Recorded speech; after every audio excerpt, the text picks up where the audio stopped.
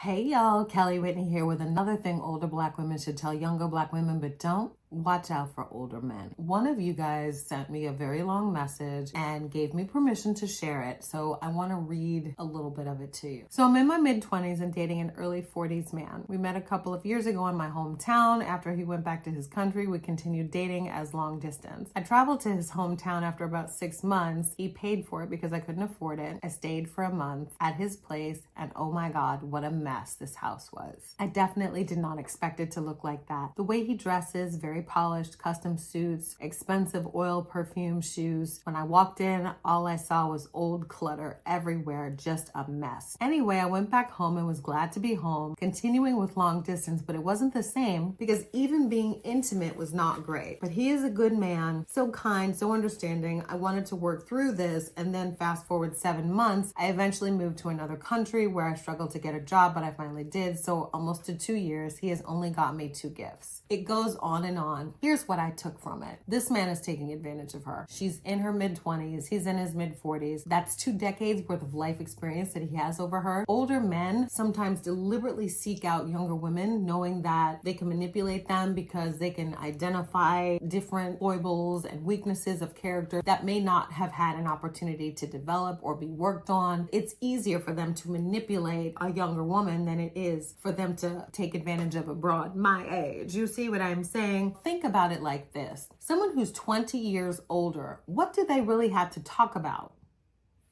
That would be like me trying to talk to a 25-year-old man. What am I going to talk about? PlayStations and gaming and shit? I mean, be fucking for real. And I'm not saying that age gap relationships never work. Sometimes you can find a daddy out there and he's exactly what you need and want, and he will care for you with all the love and consideration that you deserve. But too often, and I think this is borne out by the other details that this person shared with me, this person is taking advantage of her. She has said multiple times that she likes gifts, yet no gifts have materialized with the exception of flowers, which she says that he gives her quite often. But here's the thing. Flowers are absolutely beautiful. They're a cute gesture. They're enjoyable, but they're also incredibly inexpensive. That's not something to be impressed by. And the fact that this woman says she continues to ask for gifts, that's too much like begging. He even suggested, oh, well, there's a gift on the way, but it never materialized.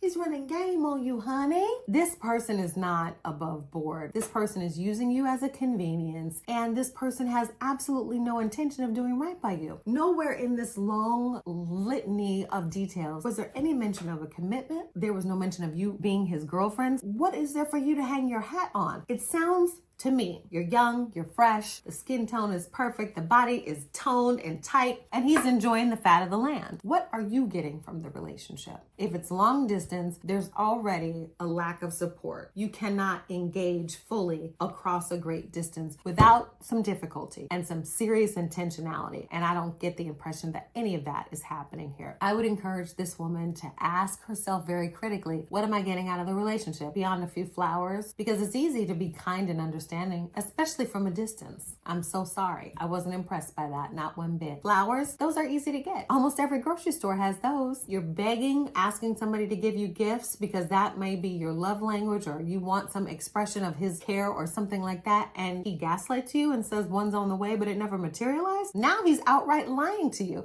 and he's telling you in every way there is that you have a specific role to fill in his life and you will go no further. But it's her response that's the most troubling to me. It's giving low self-esteem, because why are you settling for a long distance relationship with a man who's 20 years your senior? You can do better. And at 20 some years old, for you to waste your time and energy on a relationship like this with someone who has not expressed a deep connection or care for you, it seems like he's made you a convenience, and the distance is working to his benefit because it allows him to tell you whatever narrative he drums up in that moment because you're not close enough to catch him in a lie and woo-wop-de-bam. It's almost irrelevant that this joker is not doing right by her. What's more important is that she's allowing it. You need to ask yourself, why are you settling for this? Because this is nothing. Why are you not exploring relationships with other men? Why are you being committed to someone far away who has not given a commitment to you? There's a lot of questions that I have. I think on the whole, this is a non-starter. And I think that this girl should let this relationship go because I don't see what what the benefit is for her. And in your mid-20s, you need to be worried about how you're living, where you're going, how you're going to get there. You don't need to be wasting your time and energy on some emotionally and physically distant man. But I think a lot of times older Black women don't tell younger Black women not to engage in these types of non-starter relationships because they may have done so. And there's a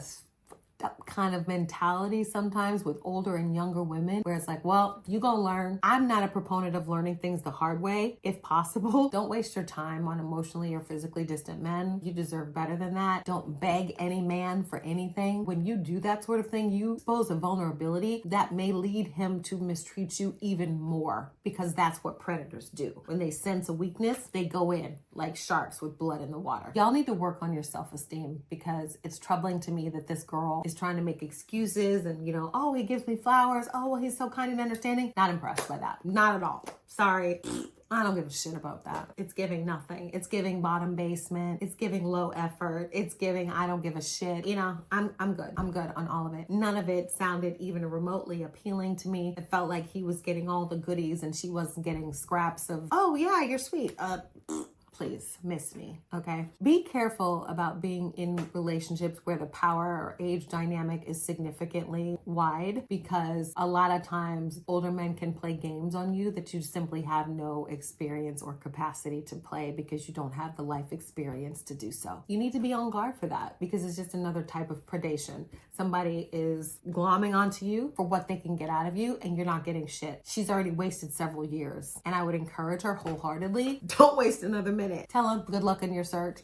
Cut the cord. You can find somebody else, because this one ain't doing shit anyway. Like, what's the attraction? She even said that the sex wasn't that good. What is she getting? Nothing. A few flowers? Sweetie, you can get flowers from the grocery store. That's not worth your time, your body, your energy. So that ends my TED Talk for today. I hope y'all come back tomorrow.